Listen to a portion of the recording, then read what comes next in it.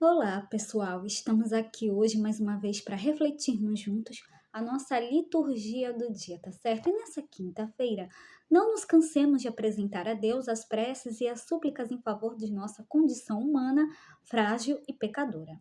Na certeza de que o Senhor nos escuta e nos agracia, celebremos a liturgia com piedade e devoção. Então, a primeira leitura está em 2 Reis, capítulo 24, versículo 8 a 17.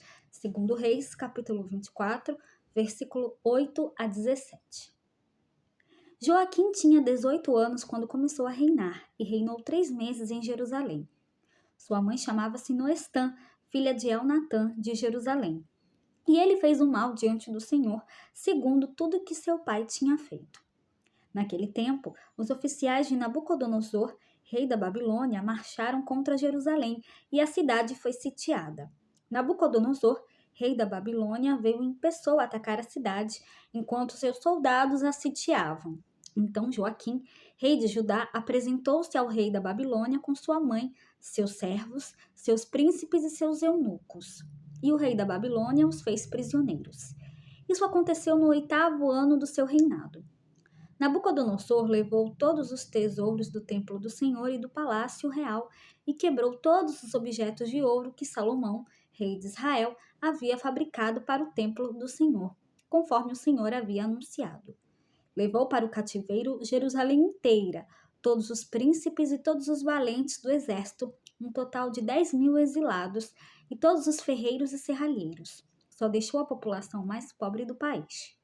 Deportou Joaquim para a Babilônia e, do mesmo modo, exilou de Jerusalém para a Babilônia a rainha-mãe, as mulheres do rei, seus eunucos e todos os nobres do país.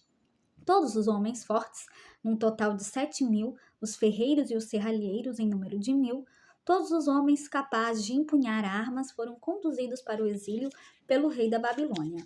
E, em lugar de Joaquim, ele nomeou seu tio paterno, Matanias, mudando-lhe o nome para Sedecias. Então, no trecho do segundo livro dos Reis, lido hoje, na nossa primeira leitura, encontramos o relato de um dos momentos mais dolorosos da história de Israel, o início do exílio na Babilônia, já anunciado anteriormente pelos profetas. Então, ao mencionar a ascensão de Joaquim ao trono, o texto revela que suas escolhas se afastavam dos caminhos do Senhor.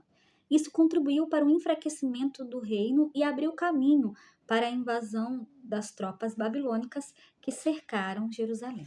E agora, falando do Evangelho, hoje ele está em Mateus, capítulo 7, versículo 21 a 29. Mateus, capítulo 7, versículo 21 a 29. Naquele tempo, disse Jesus aos seus discípulos: Nem todo aquele que me diz Senhor, Senhor, entrará no reino dos céus, mas o que põe em prática a vontade de meu Pai que está nos céus. Naquele dia, muitos vão me dizer: Senhor, Senhor, não foi em teu nome que profetizamos? Não foi em teu nome que expulsamos demônios? E não foi em teu nome que fizemos muitos milagres? Então eu lhes direi publicamente: Jamais vos conheci. Afastai-vos de mim, vós que praticais o mal. Portanto, quem ouve estas minhas palavras e as põe em prática é como um homem prudente que construiu sua casa sobre a rocha.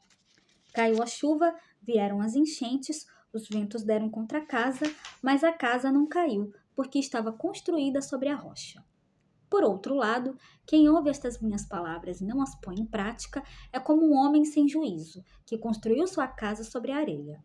Caiu a chuva, vieram as enchentes, os ventos sopraram e deram contra a casa caiu, e sua ruína foi completa.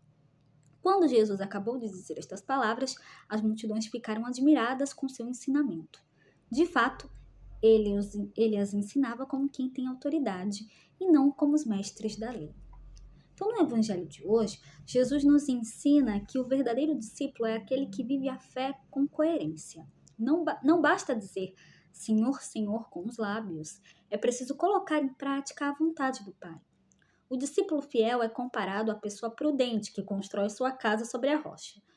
Mesmo diante de ventos fortes, chuvas intensas e enchentes, a casa permanece firme porque está alicerçada sobre um fundamento sólido. Assim também deve ser a vida de quem se firma em Cristo.